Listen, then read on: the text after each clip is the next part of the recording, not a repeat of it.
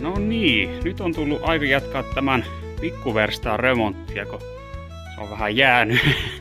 Ei ihan hirveästi ole tehnyt täällä sitten sen edellisen videon jälkeen. Lähinnä paperoinut ja teippailut tuolla ulkoverhousta. Ja sitten piti laittaa tuommoisia puukuitulevyjä noiden villojen eteen, kun noit hiiret ja muut jyrsijät pääsee tänne. Ja sitten ne tykkää repiä villaa, niin oli pakko ne suojata nuo seinät.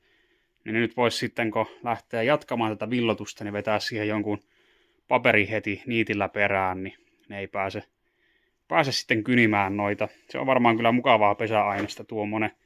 Ja tähänkin tein tämmöisen tornin, että koittanut nyt mahdollisimman paljon vaikeuttaa niiden hiirien ja muiden siimahäntien kulkua, kun nämä oli aluksi lattialla vaan ja sitten olivat käyneet niitä vähän kynimässä, niin nyt on sitten tämmöinen esterata, että kyllähän ne nyt varmaan keinot keksii, että en tiedä onko ne niin fiksuja, että ne tuolta ylhäältä peräti hyppäisi sitten tuonne, en tiedä, mutta ei ole kyllä sen jälkeen näitä enää repinyt näitä, mitkä tässä päällä on. Tuolla on parit sitten muovin sisällä sen verran tiiviisti, etteivät ne pääse niitä repimään. Mut juu, lähdetään tosta paperoimaan ja teippailemaan nyt alkuun ja sitten voitaisiin sahailla villaa. Mulla on täällä nyt oikein tämmönen ekovillasaha, kun aiemmin tullut vaan semmoisella perusvillaveitteellä ekovillaa paloteltua. Ja nyt kun on päässyt tämän ekovillasahan makuun, niin se on kyllä aika lyömätön tuossa. Se on semmoista nopeata ja pölytöntä hommaa, kun tuolla vetelää. Ja täällä nyt etenkin tulee olemaan paljon sitä sovittelua, kun tämä tolppajako on ihan tuommoista mitä sattuu, niin saadaan hiukan paremmin sitten nämä villat istumaan. No niin, tuossa on jo ensimmäinen paperi leikattuna. Nyt tehdään sitten tämmöisiä rullan levuisia kaistaleita aina tähän tolppajaon väliin. Tai rullan korpusia kaistaleita.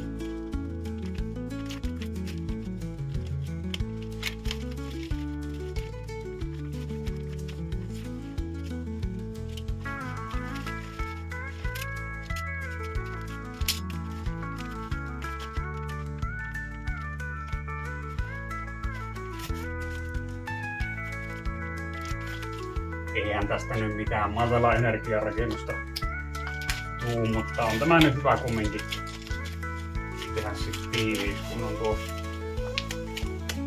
melko ohut seinärakenne, niin lämmittäminen ehkä vähän helpompaa tässä.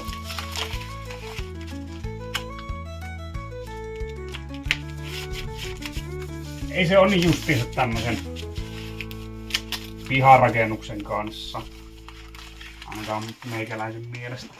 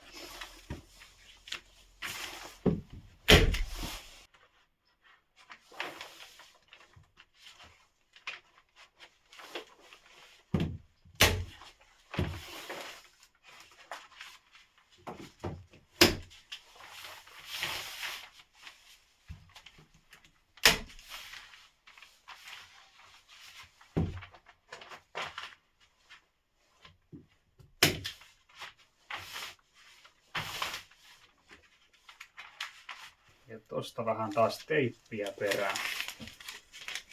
Otan nuo yläreunat sitten myöhemmin tuolta loppuun, kun päästään sinne asti. Tuossa tulee sitten toi yläpohjan saumakin ihan justiinsa, niin sinne asti ei ole nyt toistaiseksi mikään kiire. Hoidetaan nämä seinät tästä tuonne lattian rajaan asti ensin. Tää teippaaminen kanssa semmoista hommaa, että jos tähän ryhtyy, niin sitä kyllä sitten riittää meinaan, että jos joka ikisen sauma ja sitten vaikka jossain nykyajan rakennuksissa, kun melkein kaikki ruuvin kannakki ja tuommoiset täytyy teipata, niin sitä kuluu sitä teippiä ja siihen menee aika äkkiä sitä rahaakin, kun yksi rulla maksaa tommosen. No, se taitaa keskimäärinkin tänä päivänä jo olla melkein pariakymppiä rulla. Tässä on nyt kohta yksi rulla mennyt ihan yhdessä humauksessa. Toki tämä nyt on vähän poikkeuksellinen, kun tämä paperointi tulee tänne runkotolppien välin sisäpuolelta, eli tämmöinen vähän niin kuin saneeraustoimenpide. Sehän olisi parempi, kun sen saisi tuolta rungon ulkopuolelta levitettyä sillä pitkänä kaistaleena ja sitten nidottua vaan runkotolppiin ja saumat tietysti teipattuna ja näin, mutta tässä tulee nyt oikeastaan vähän niin kuin ekstraa noiden saumojen kanssa, mutta kyllä sitä sitten ihan saa muutenkin kulumaan kyllä tätä teippiä nykyajan rakentamisessa. Eikä siinä, se on hyvä, että ei valskaisi sit ihan mahdottomasti. No niin, nämä välit on tästä nyt sitten paperoitu. Voitaisiin lähteä tuosta villottamaan. Katsotaan tuosta nyt vähän ensin, että miten nämä levyt istuu tänne. Periaatteessa toi menisi nippanappa tuolla yhdellä. Se on 565 ja tää on aika pitkälti se. Eli se oli tommonen, tänne asti tulisi tuo korkeus. Otetaan tosta vielä toi. No siinä päästään ihan tuolla määrän leveydellä. Ja taas tuolta levyä. Tosta levy ja sitten katsotaan, että tässä ei olisi ihan hirveästi niitä hiirenpesiä vielä tai reikiä. No, tämä on just hyvä tähän. Ja tuurilla on nyt sitten tätä runkojakoa osittain sillä lailla, että sopii tämä standardi. Mutta tuossahan sitten lähtee tuo kasvamaan tuo väli, että tämä on niinku tämä puoli kapeana ja toi levenee, niin meidän täytyy katsoa vähän, että kuinka tässä sitten käy.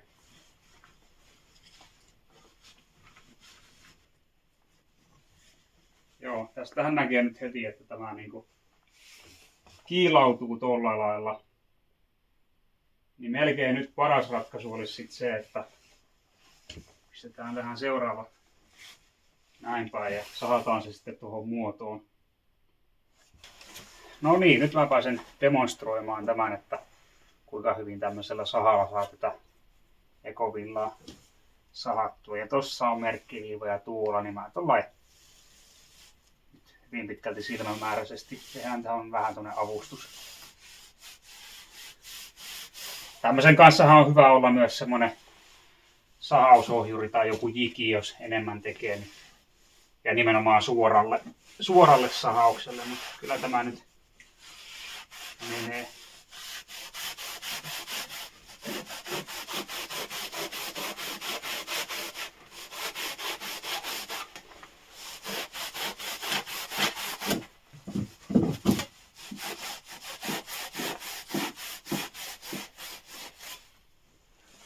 Noin.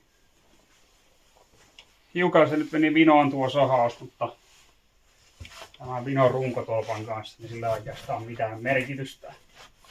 Se istuu oikeastaan tosi hyvin.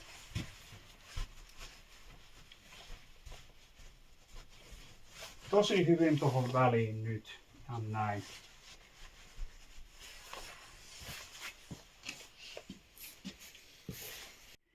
Meikäläinen oli tossa jo kovalla tohinalla lähdössä paperoimaan, kun sit hoksasin, että tuossahan on nyt nurkassa käynyt pieni kämmi. Eli oli jo unohtanut, että alun perin tässä oli sillä lailla, että on nurkassa tuommoinen parru ja muualla lankut, niin tässä oli vaakalaudutus. Toiselta seinältä se meni tuolla lailla niin upotettuna tonne tolpan kylkeen. Sitten siihen oli kiinnitetty joku puurima, jonka varaan sitten oli naulattu tämä tällä seinällä oleva laudutus. Ja sen päällä oli sitten vasta lastulevytys.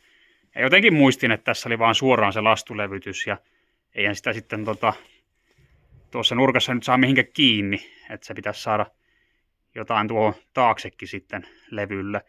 Niin otetaan tuosta nyt vähän vielä villotusta auki. Mä ajattelen, että mä ihan vaan sirkkelillä ajan laudasta soirot ja naulaan ne sitten tonne kylkiin ja näin. Ei tuu mikään nyt optimien rakenne, mutta tämä ei ole muutenkaan kyllä millään tavalla optimi tämä rakennus. Et melkein helpommalla pääsis, kun räjäyttäisi vaan taivaan tuuliin koko mörskän, mutta ei tässä nyt auta, kun homma on jo lähtenyt ja eikä siellä kyllä rahaa on muutenkaan liikaa lähteä uutta rakentaa, niin korjataan tämä ja tiksataan tuo nurkka vielä ennen paperointia.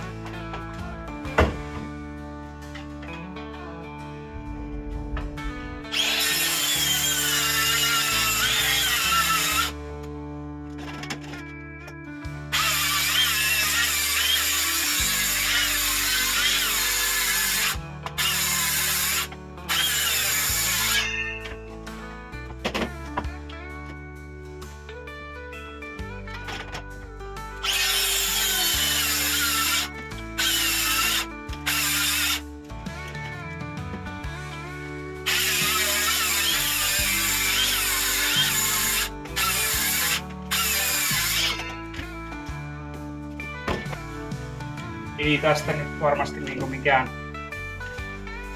hyvä tuu. Mutta menköön.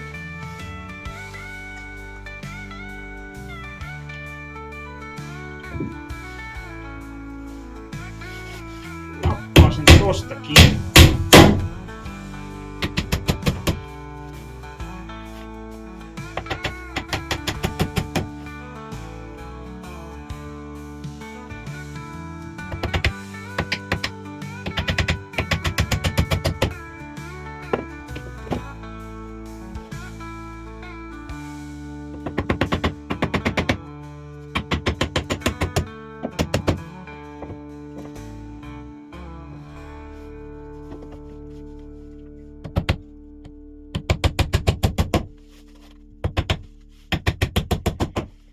Ja sitten vielä nuo villat takaisin. Tarvii hiukan muotoilla nurkkaa. Ne oli onneksi sillä lailla semmoisista jämäpaloista tehty muutenkin ne levennykset tuossa nurkassa. Niin lähdetään täältä täysillä levyillä ja sitten toi täytetään noilla pienemmillä kikkareilla.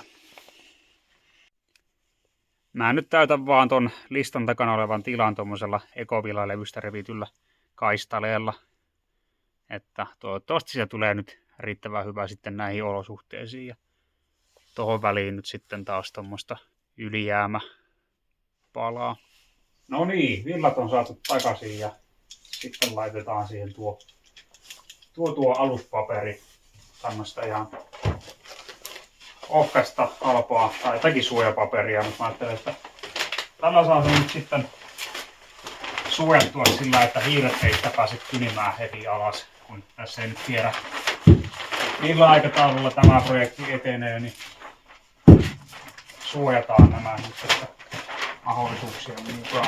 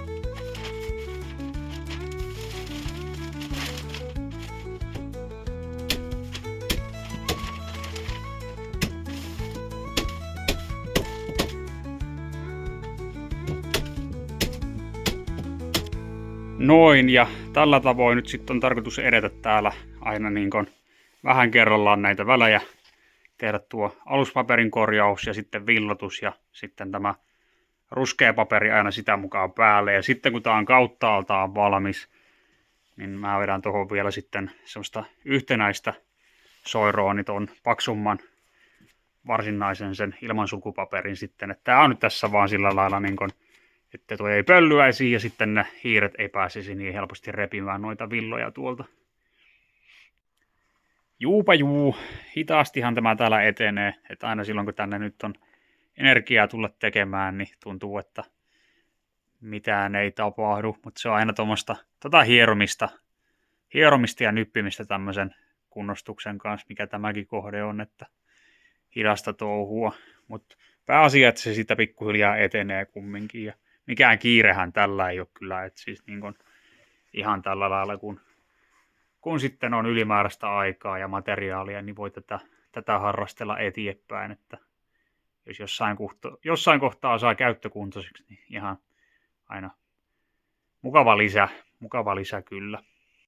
Se päärakennuksen laajennushan ei nyt sitten kumminkaan tänä vuonna startannut, ja toivotaan, että ensi vuonna nyt sitten alkaa tapahtua, ja että ensi vuosi olisi muutenkin parempi vuosi monellakin eri tapaa, mutta ei näille mitään mahda, asiat menee joskus näin ja joskus vielä huonommin, mutta pikkuhiljaa ne kaikki hommat kuitenkin sitten ennemmin tai myöhemmin etenee, ja varmaan tuossa tupakeittiössä alkaa sitten vihdosta viimein nuo pintarempat tässä talven aikana, niin saa ainakin jotakin eteenpäinkin sitten toivon mukaan.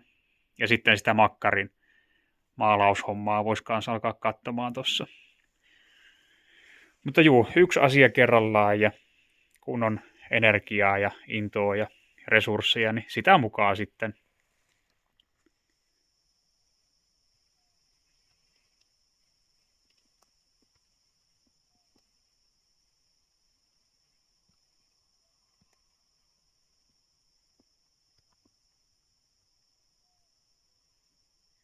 Mutta kiitos taas oikein paljon katselusta, ja palataanpa sitten seuraavien videoiden parissa.